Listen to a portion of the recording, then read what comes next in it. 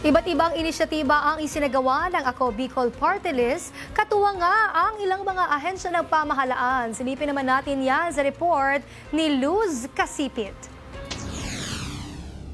Nagsimula na ang konstruksyon ng 3 bagong gusali sa Marshal O. Ranyola Memorial School sa Ginubatan, Albay. Aabot sa mahigit 40 silid-aralan ang inaasahang mapapakinabangan ng mga guro't mag-aaral. Ito'y sa ilalim ng programang Basic Education Facilities Fund, alinsunod sa layunin ng Ako Bicol Party List na maghatid ng dekalidad na pasilidad para sa mas magandang kinabukasan ng mga mag-aaral. 500 residente ng Barangay San Vicente ang nabinipisyuhan sa inilunsad na medical mission ng Ako Bicol Party List sa Castilla, Sorsogon. Ang mga residente ay nabiyayaan ng libreng check-up at gamot, kabilang sa mga natulungan ang mga bata at senior citizen.